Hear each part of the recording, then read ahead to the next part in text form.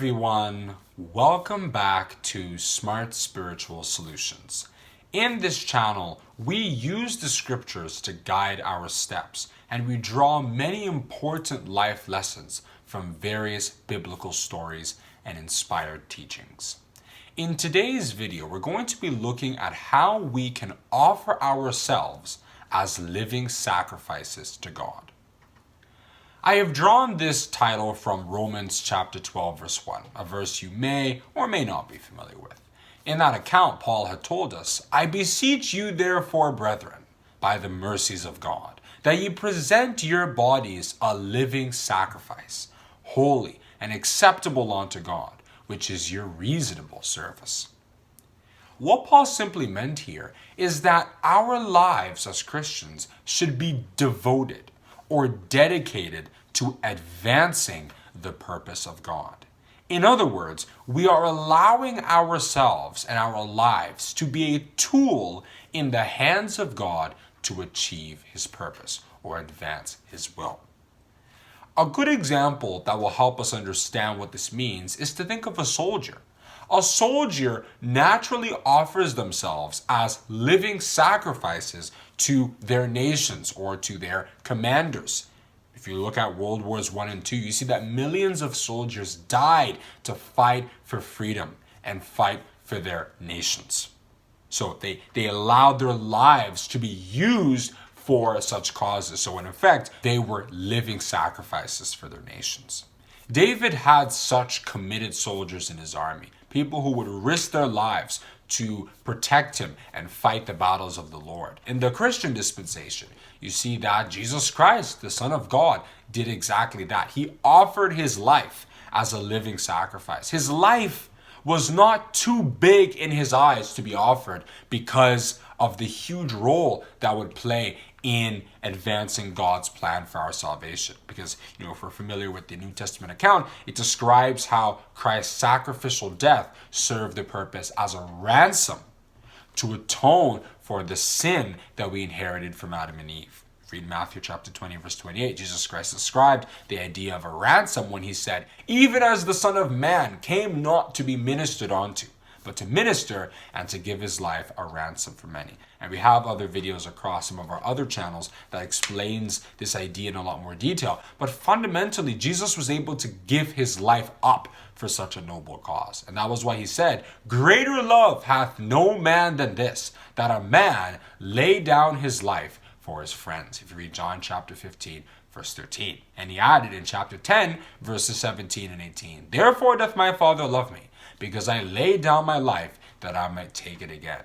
No man taketh it from me, but I lay it down of myself. I have power to lay it down, and I have power to take it again. This commandment have I received of my Father." The apostles had done similarly. If you read Revelation chapter 12, verse 11, it was written that they loved not their lives unto the death.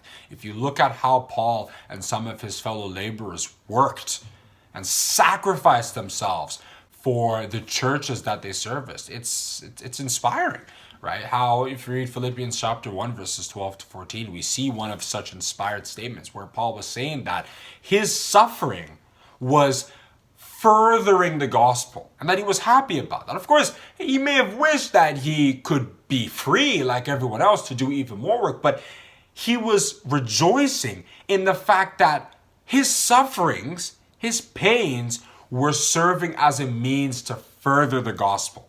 So provided that Christ was preached, provided that God's will was advanced, he wouldn't mind being neglected. He wouldn't mind losing for that to happen. So how do we as Christians offer ourselves as living sacrifices in our time? Well, there are things in our disposal. Many of us may be educated. We went to university. Maybe we have money. We've set up businesses. We've reaped and so on. Or anything like that. Maybe it's a lot of time. We dedicate those things to advancing the purpose of God. For example, if you are educated, we can use the same education to further understand Scripture instead of just philosophy. If you look at Paul the Apostle, you see that that was what he used his education for. Because he grew up as a Pharisee, he used his understanding of philosophy to further explain biblical teachings.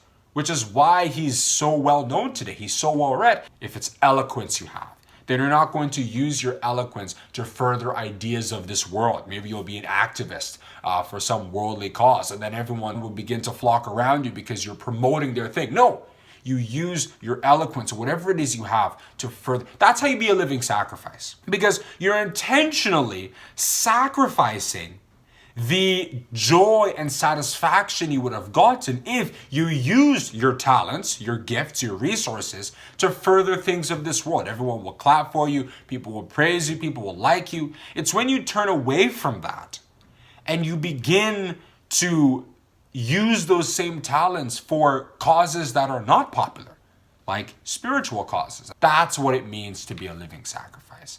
And it's such ones who will be rewarded in the future, because they were able to do what few people did. So I hope that this video has helped you to kind of see how Paul the Apostle's advice that we should offer ourselves as living sacrifices is actually related to a lot of the things that we do on a day-to-day basis, and how we can use the resources, the talents, the skills at our disposal to advance God's purpose. We're going to have a few videos coming up in the future that will also further broaden this by going into specific examples. So like if you're a parent, how do you exactly offer yourself as a living sacrifice? Versus if maybe you're a businessman or a pastor or something, we'll be going over these different examples so that we can be further edified and have deeper spiritual discussions on this matter. So if you enjoyed this video and like the things that I said, then I'd greatly appreciate if you click the like button and subscribe to this channel. And if you want to know when we come back with more videos just like this, then you can click the notification bell. Have a good day, and God bless you.